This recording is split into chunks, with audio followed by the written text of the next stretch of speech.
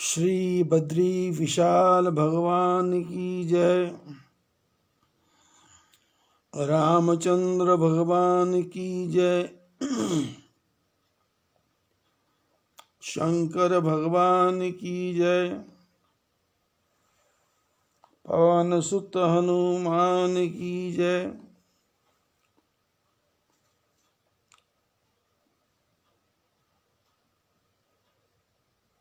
जीवन एक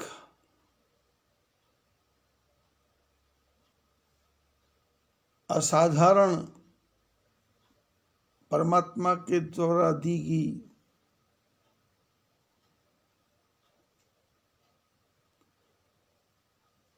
मनुष्य को समर्पित एक संपत्ति है।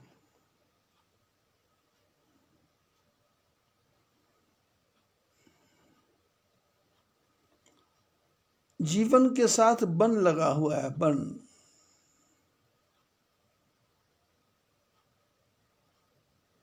ये संसार क्या है? जंगल।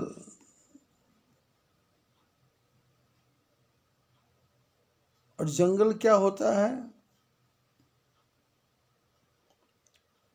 जिसमें वृक्ष हो, लताएं हो, पताएं हो, कंकड़ हो, पत्थर हो, कांटे हो, झंखार हो।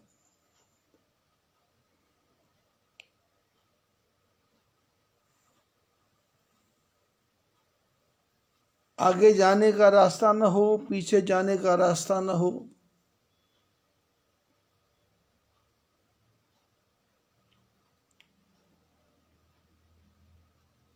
क्या करूं इसके बारे में कुछ सूझे नहीं, क्या करना है इसके बारे में कुछ पता नहीं। कोई बताने वाला नहीं, कोई पूछने वाला नहीं। ऐसे जंगल में जीना, इसी का नाम ही जीवन है।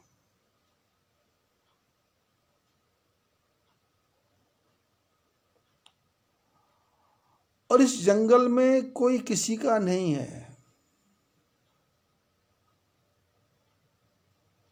जिसको यहां रास्ता मिलता वो वहीं जा रहा है। जिसको जो अच्छा लगता वो वही कर रहा है।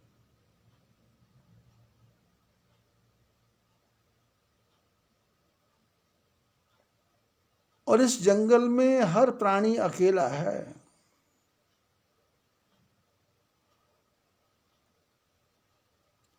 एक कमरे में 1,00,000 आदमी सोए हुए हैं।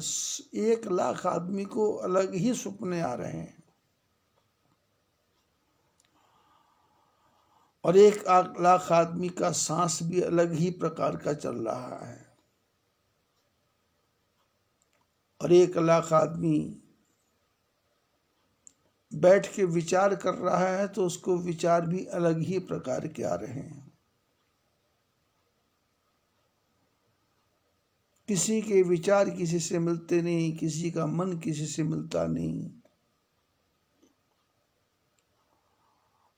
और हर प्राणी यही सोचता है कि दूसरा मेरे बारे में ठीक करे। मैं किसी के बारे में ठीक करूं, ऐसा कोई सोचता नहीं। ऐसे वन में जिसने जी लिया वो भी ढंग से जी लिया, तब तो जीवन सफल है। न तो फिर वन में भटक गया। मनुष्य की सर्वश्रेष्ठ योनि मिली और वन में भटक गया तो फिर 84 लाख का चक्कर तो मिलना ही मिलना है। मरने के बाद मिलेगा ऐसा नहीं है। रोज ही 84 लाख का चक्कर है। 84 के फेर में पड़े हुए हैं। ये करें या ना करें, ये बोलें या ना बोलें, सामने वाले को अच्छा लगेगा या बुरा लगेगा।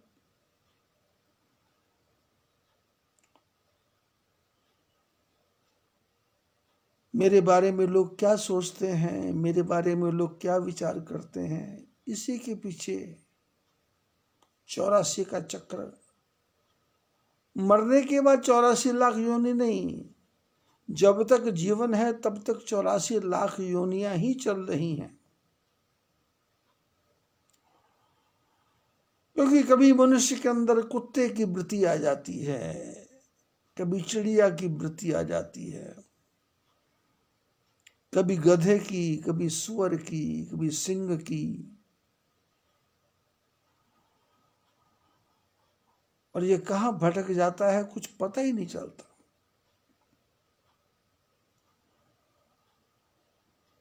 बैठे बैठे अमेरिका पहुंच जाता है, स्विट्जरलैंड पहुंच जाता है, सिंगापुर पहुंच जाता है।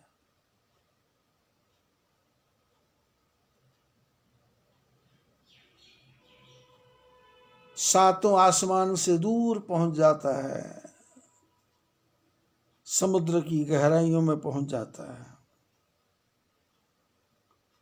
काम कुछ कर रहा है, विचार कुछ कर रहा है, सोच कुछ रहा है, समझ कुछ रहा है, और 84 का चक्कर तो रोज ही पड़ा हुआ है।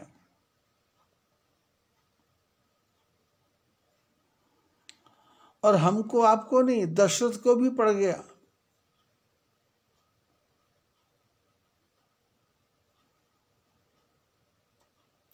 पुत्र नहीं हो रहा था तो 3-3 शादियां कर ली। अब तीसरी शादी में वचन दिया उसके जो बेटा होगा उसको राजा बनाएंगे। लेकिन जब कान के पास बाल सफेद दिखाई दिए तो फिर विचार बदल गए, राम को युवराज बनाएंगे क्योंकि राम ने सबको हरा दिया।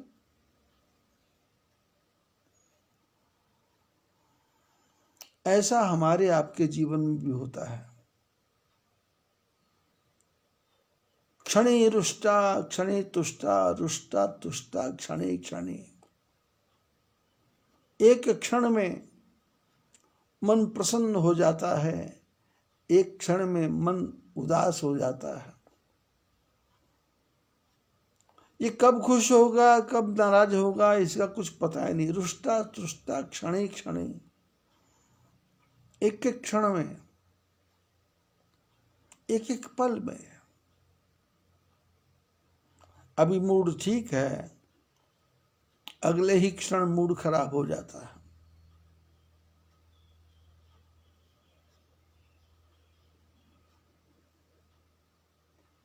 भोजन करते करते भी अनेकों प्रकार की वृत्तियां आती हैं। खट्टा खाऊं, मीठा खाऊं, नमकीन खाऊं, चरपरा खाऊं, पापड़ खाऊं, पुलाव खाऊं, चावल खाऊं, बासुंदी खाऊं, खीर खाऊं।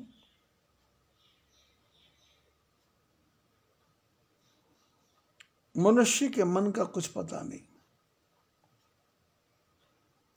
इसलिए शास्त्रों ने कहा संसार में जितने भी प्राणी हैं, चाहे वो पशु हो, पक्षी हो, मनुष्य हो, सबके दिमाग में अलग अलग विचार है। लेकिन जीतेगा कौन?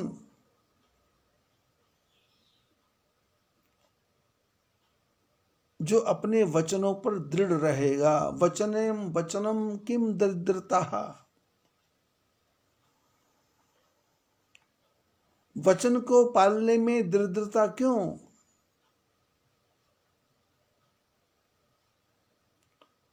और वचन देने से पहले सोचना कि मैं इस वचन का पालन कर सकूंगा या नहीं। और इसी वचन के कारण ही तो भीष्म पितामह को मृत्यु को प्राप्त करना पड़ा। अंबा, अंबालिका, अंबिका 3 लड़कियों का अपहरण करके ले आया।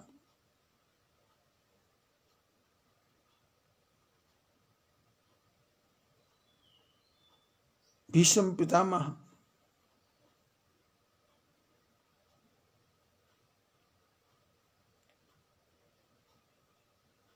क्योंकि हस्तिनापुर को वचन दिया था कि मैं हस्तिनापुर का पालन करूंगा, और उसके लिए कितनी कितनी कसौटियां, शादी नहीं करूंगा, जीवन आजीवन ब्रह्मचारी रहूंगा। इच्छा मृत्यु का वरदान मिल गया। मां गंगा जैसा मां का पुत्र,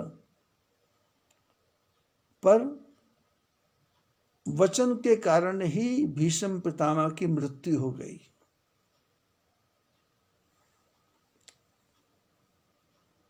वचन देने से पहले 1000 बार सोचना है कि हम वचन पूरा कर सकेंगे या नहीं। और वचन हम देने वाले कौन होते हैं? इसलिए महापुरुषों ने कहा कि यदि आप किसी से चर्चा करते हो तो उसके बीच में ठाकुर जी को रख लो कि भगवान की कृपा होगी तो मैं ये काम करूंगा।